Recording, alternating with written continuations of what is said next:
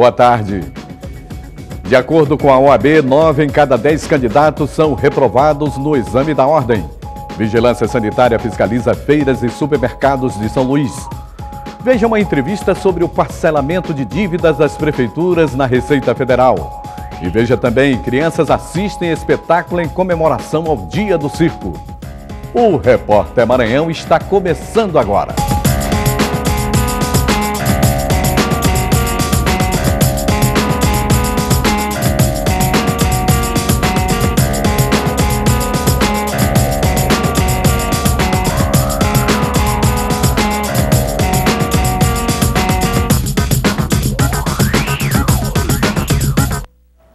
De acordo com a Ordem dos Advogados do Brasil, mais de 80% dos bacharéis em Direito não conseguem aprovação do exame da ordem. No Maranhão, a cada 10 candidatos, apenas um consegue um bom resultado. A OAB também está preocupada com a qualidade dos cursos oferecidos no país.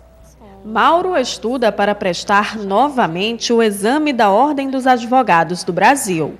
Eu tentei o exame da ordem por 3 vezes, já passei na primeira fase, mas geralmente eu estou ficando, minha reprovação está se dando em conta mais na segunda fase, que já é uma fase diferente, e é mais difícil e que o aluno tem que ter bastante aplicabilidade e empenho para ter êxito na aprovação. O bacharel em Direito faz parte de um universo que envolve boa parte dos candidatos que prestam o exame, os que não conseguem a aprovação na prova que funciona como um passaporte para exercer a advocacia. De acordo com o resultado do último exame realizado pela OAB, de cada 10 alunos que fizeram a prova, 9 foram reprovados.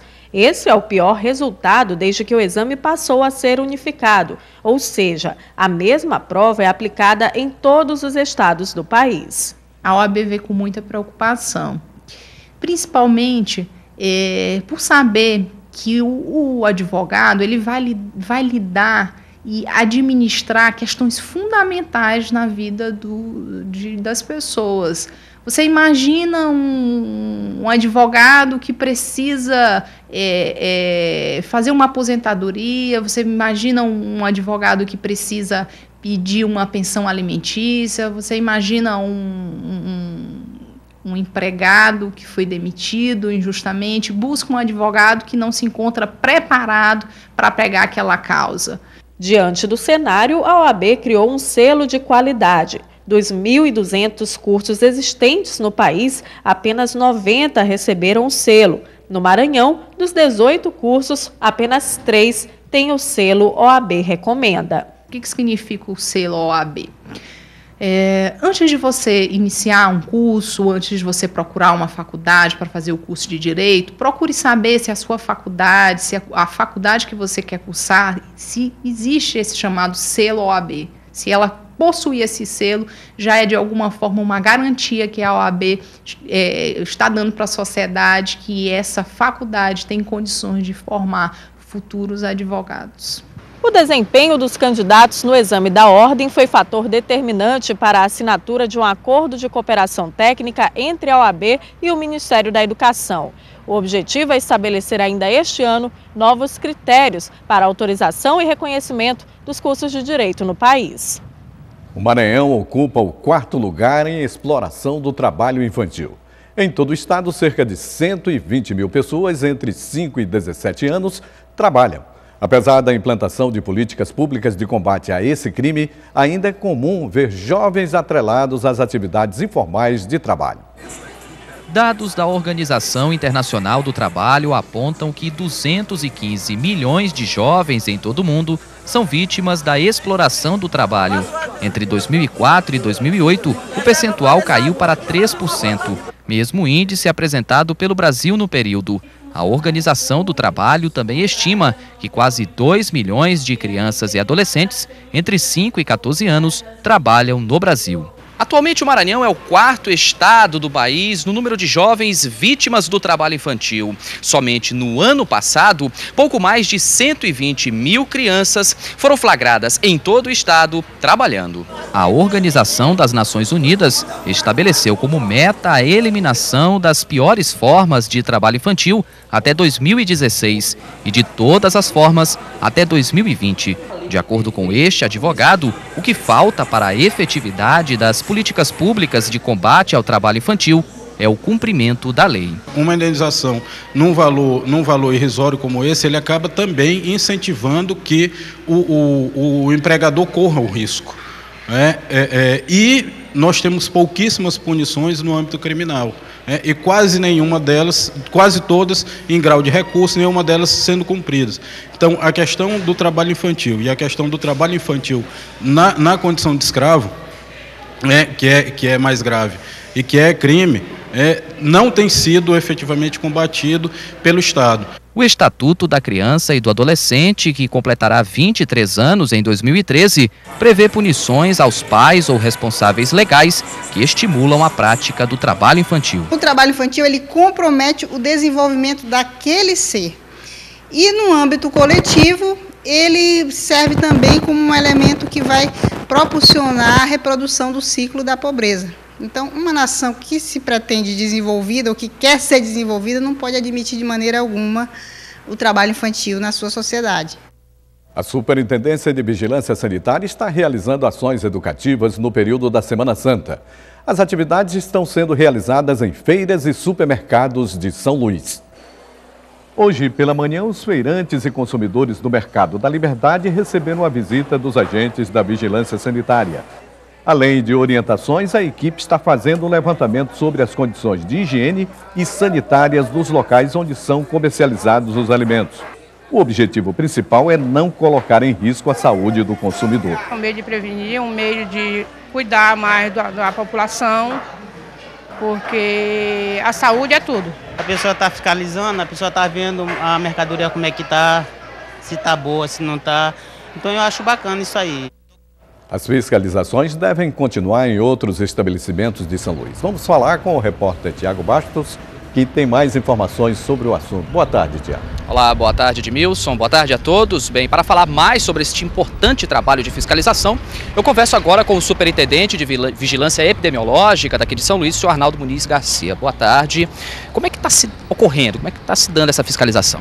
Boa tarde. Bom, em decorrência do evento da Semana Santa, a Vigilância Sanitária está intensificando as ações de orientação e, ao mesmo tempo, de fiscalização nos pontos de maior concentração de venda de pescados, não só nas feiras, mas também em supermercados, ouvindo a população, recebendo reclamações e, ao mesmo tempo, orientando e verificando qualquer irregularidade que possa constar na venda desses produtos. Esse trabalho, alguma irregularidade já foi constatada? Pois bem, o que a gente tem encontrado as feiras encontram situações bem precárias, situações estruturais. Então são situações que transcendem a questão da saúde, passa pela agricultura, mas nós estamos fazendo o nosso trabalho. A população precisa saber aquilo que lhe agride para que ela possa se defender. E a vigilância está fazendo esse trabalho. O que pode acontecer com um revendedor que esteja repassando um produto considerado impróprio para a saúde para o consumidor?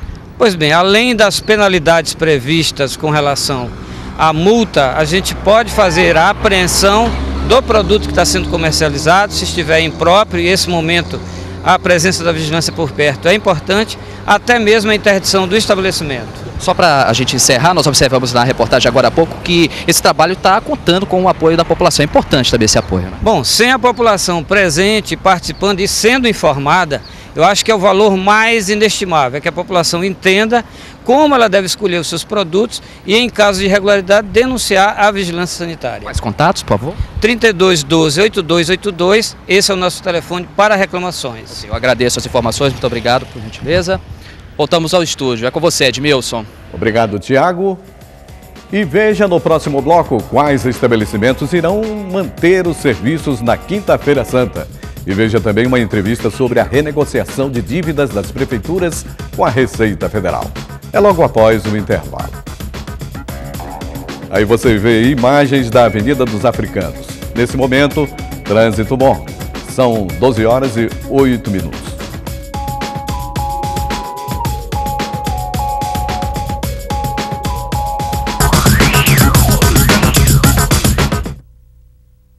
Acessibilidade.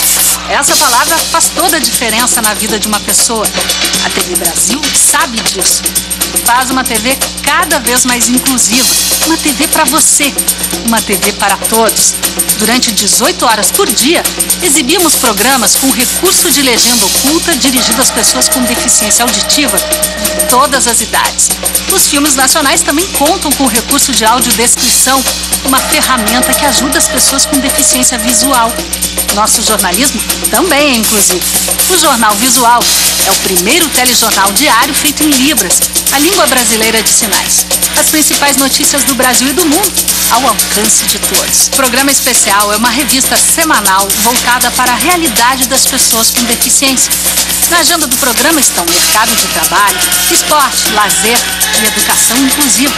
Afinal, somos todos iguais. TV Brasil, programa certo, na hora certa. O Brasil quer bola pra frente. Ajeita, olha, que passe! Girou, vai fazer! Gol!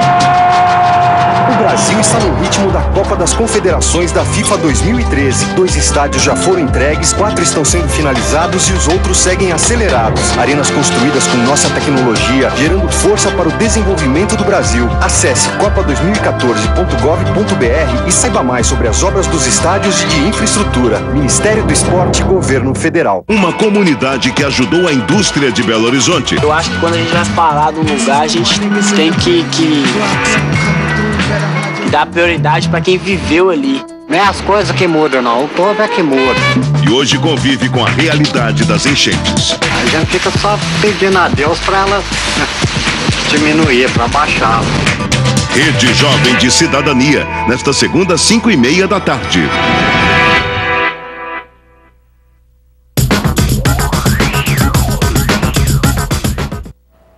Amanhã o Centro Comercial da Rua Grande ficará de portas abertas até às 14 horas, de acordo com a Câmara de Dirigentes e Lojistas.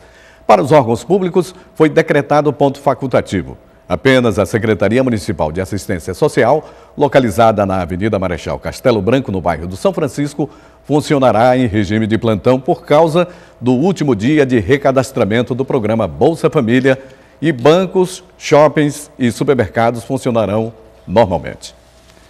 A dívida das prefeituras com a Receita Federal é alta. Menos da metade dos municípios maranhenses estão em dias com os pagamentos. Agora a Receita Federal chama atenção para o prazo de renegociação de dívidas das prefeituras. Esse é o assunto da entrevista feita pelo jornalista Roberto Fernandes. No Maranhão, a grande preocupação mesmo é com o poder público. Até agora, somente 60 prefeituras municipais procuraram renegociar suas dívidas com a Receita Federal. E o prazo termina na próxima quinta-feira. Para conversar conosco sobre esse assunto, convidamos o Dr. Paulo Roberto Mendes de Araújo, delegado adjunto da Receita Federal. Muito obrigado por ter aceito o nosso convite. Dr. Paulo Roberto, foi um prazer tê-lo aqui conosco. Prazer é meu. Bom, nós temos então uma grande oportunidade para as prefeituras e as câmaras municipais de negociarem suas dívidas, isso até a próxima quinta-feira? Próxima quinta-feira, dia 28 de março, né? Um dia antes da Sexta-feira Santa. Roberto, esse parcelamento, a medida provisória 589, ela foi editada em 13 de novembro do ano que passou. Justamente porque já havia essa expectativa de que os municípios, principalmente os municípios, estariam em situação bem difícil a partir de janeiro de 2013. Mas que dívida, que tipo de dívida ele pode parcelar? Toda a dívida previdenciária. Todos os débitos que o município tem, de prefeitura e de câmara, débitos antigos, até os débitos que ele tem até o mês de outubro de 2012. Ele pode incluir nesse parcelamento. Isso a perder de vista? A perder de vista. É um parcelamento, nos anteriores, tinha um prazo de 20 anos, né? 15 anos. Nesse agora não está amarrado o prazo. Né? Então ele vê a sua possibilidade de pagamento e diz, bom, por aqui está bom. Digamos, exato. 20, 30, 40, sei lá. Ele é que vai dizer. Exato. Ele vai pagar essa dívida com 2% da média da receita do município. Ele vai apurar essa receita líquida, que a gente chama, né? Mês a mês, a receita do ano passado, do ano de 2011. Sim. E vai pagar esse parcelamento, toda essa dívida, com 2% da média da receita do ano anterior. Bom, mas o senhor falou que é a dívida até outubro. Até outubro. Mas o que nós vimos foi uma espécie de responsabilidade, digamos, geral dos administradores públicos, principalmente aqueles que perderam a eleição. Promoveram um verdadeiro, né, assalto aos caixas públicos ou gastaram de forma irresponsável, gerando novas dívidas para esses municípios. Então, como é que fica essa situação?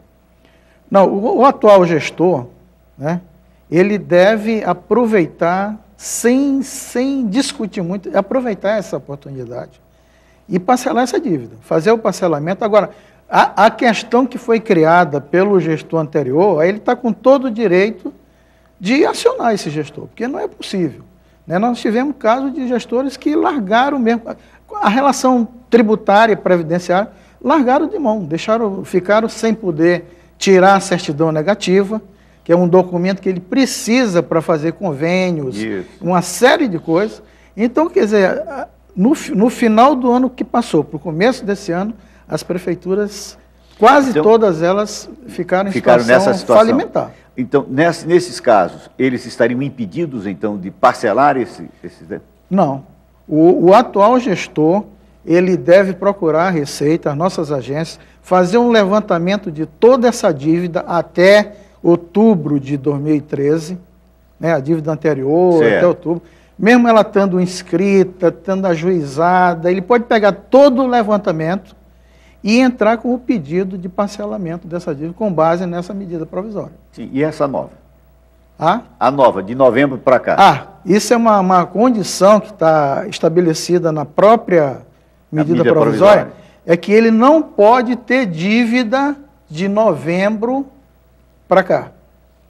Mas aí a própria Receita permitiu que eles, antes de fazer a adesão por esse parcelamento especial, ele faça um parcelamento dessa dívida de novembro para cá, só que vai ser um parcelamento, é o que se chama o convencional. É um parcelamento em 60 meses. Só uma última questão, as câmaras municipais também podem fazer esse parcelamento? Pode. A Câmara, porque ela não tem receita própria. Então, o município, quer dizer, a prefeitura, que é quem detém os recursos do município, ela pode incluir a dívida das câmaras também. O município é quem faz essa renegociação. Exato. Doutor Paulo Roberto, muito obrigado mais uma vez. Obrigado a você, aqui conosco. Voltamos com Edmilson Filho. Obrigado, Roberto. E o sol predomina em São Luís, porém a previsão é de pancadas de chuva durante o dia. Veja agora o que diz a meteorologia para todo o estado. São Luís, céu parcialmente nublado ao longo do dia, com possibilidade de chuva de leve a fraca, mínima de 25 e máxima de 28 graus. Em Imperatriz, predomínio de sol ao longo do dia, mínima de 21 e máxima de 31 graus. Em Caxias, nebulosidade variável ao longo do dia, com possibilidade de chuva de fraca a moderada, mínima de 24 e máxima de 28 graus. Em Balsas, céu parcialmente nublado ao longo do dia, com possibilidade de chuva de leve a fraca, mínima de 21 e máxima de 27 graus. E veja a seguir, Senado aprova PEC que garante mais direitos aos empregados domésticos.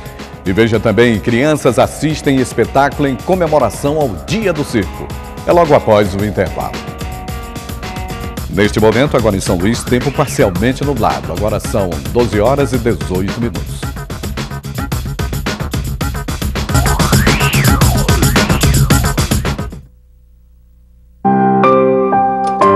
O seguro-desemprego é como aquele amigo que aparece quando a gente mais precisa. Por isso, cada um precisa fazer a sua parte para que ele seja usado só por quem está desempregado. Se o empregador age certo, não corre o risco de ser multado. O trabalhador evita perder o benefício e ainda garante o dinheiro de quem precisa. Porque esse dinheiro é de todos.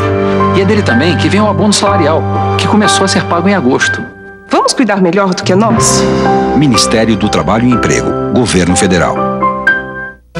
Aqui na TV Brasil, a criança tem a sua hora, de segunda a sexta, de 8h45 às 11h30 da manhã. Para quem gosta de histórias de arrepiar, o Pequeno Vampiro, Uma bela princesa te leva a um mundo de magia. Princesa Sherazade. No meio da selva, essa turminha vai aprontar tudo o que você imaginar. Mama Mirabelle. No meio da floresta, esses filhotes vão dar o que falar. Contos de Tatonka.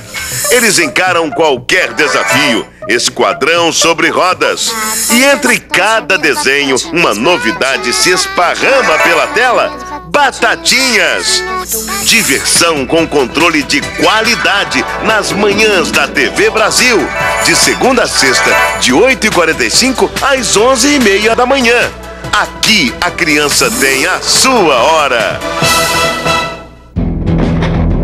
Emoção e desafio sempre fizeram parte da sua vida e podem continuar fazendo. Se você completa 18 anos até 31 de dezembro, aliste-se no serviço militar. Vá até a Junta de Serviço Militar do seu município com uma foto 3x4 e sua certidão de nascimento. Você tem até o último dia útil de junho para ficar em dia com o nosso país. Serviço Militar. Com você, o Brasil é mais forte. Governo Federal.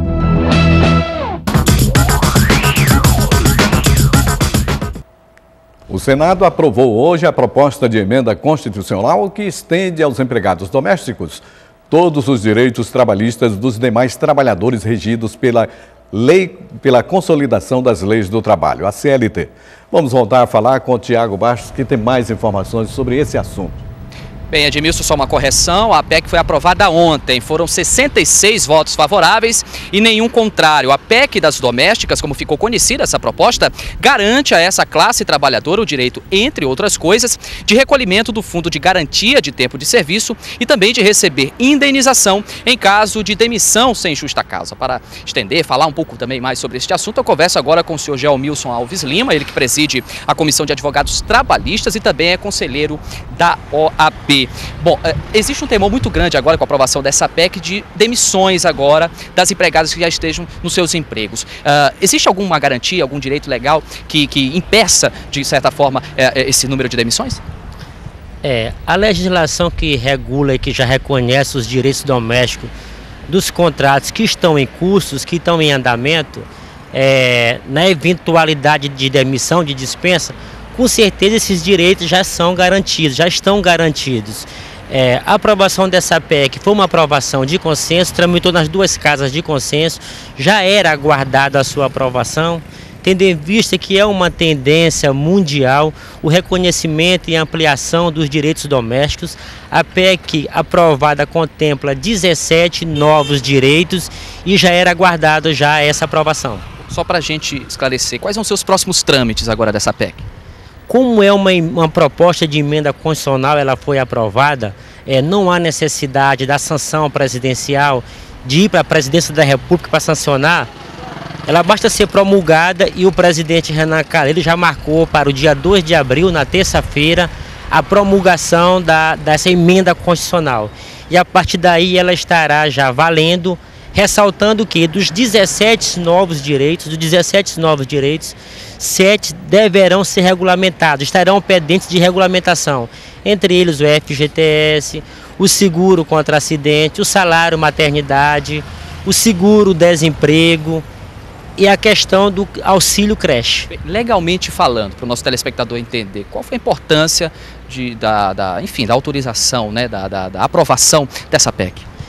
Essa PEC, a aprovação dela é um fato histórico e contempla, nós temos hoje 7 milhões de empregados domésticos, desses 7 milhões de empregados domésticos, 5 milhões são mulheres. Assinatura de carteira, que é um direito básico, 93% desses 7 milhões de pessoas que trabalham no serviço doméstico, 93% não tem a carteira assinada. Então é uma tendência mundial, eu repito, e o Brasil vem se firmar, se posicionar dentro dessa nova tendência mundial, até porque já existe uma convenção internacional da Organização Internacional do Trabalho, a Convenção 188, que já reconhece todos esses direitos agora estendidos para os empregados domésticos. E o Brasil só dá um avanço no sentido de reconhecer os direitos do empregado doméstico. Não era mais possível ter essa categoria, essa distinção dos direitos dos empregados domésticos, diferente dos trabalhadores rurais, diferente dos trabalhadores urbanos. Então, essa PEC vem com essa finalidade, com esse propósito de corrigir essa distorção de direito. Okay, muito obrigado pelas suas informações, eu agradeço. Voltamos com você, Edmilson. Obrigado, Tiago. E o céu de São Luís vai ser o cenário de um grande espetáculo hoje à tarde. O Esquadrão de Demonstração Aérea, mais conhecido como Esquadrilha da Fumaça, fará uma apresentação como parte das comemorações do aniversário do Centro de Lançamento de Alcântara. As atividades terão início às 3h30 da tarde na Avenida Litorânea. E hoje é comemorado o Dia do Circo, considerado uma expressão artística e parte da cultura popular. Por várias gerações, o circo foi a principal fonte de entretenimento e atualmente tem perdido espaço. Agora, os artistas circenses querem resgatar a magia que o circo proporciona ao público infantil. Sem ter trabalho nem onde dormir, a palhaça Palita tenta de todas as formas conseguir uma vaga de trapezista. E para realizar o sonho de integrar a trupe do circo do grande trapezista Jack Jones, Palita faz inúmeras peripécias. No desenrolar da história, o respeitável público, formado por crianças de 4 e 5 anos de idade, acompanha e interage com o elenco.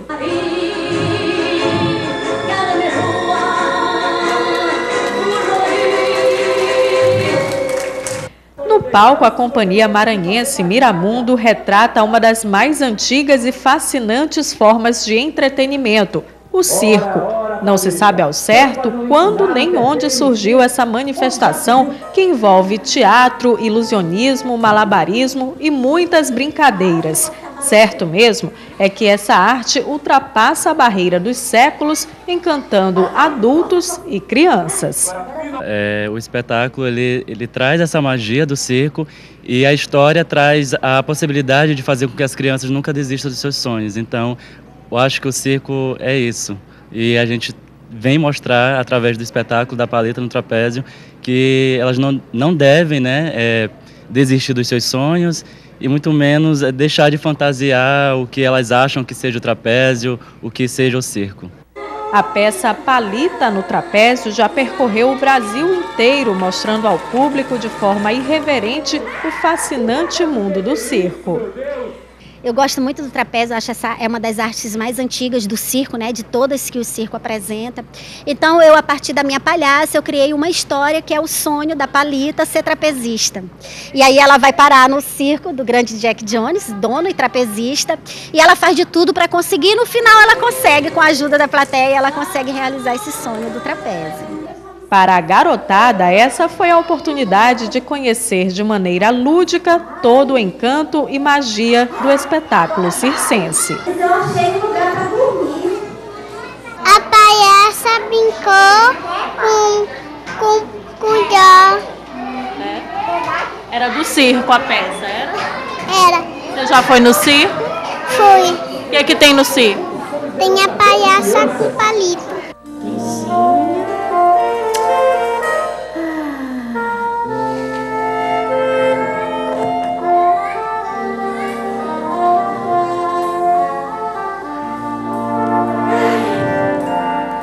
Vamos brincar? Vamos brincar de trapézio.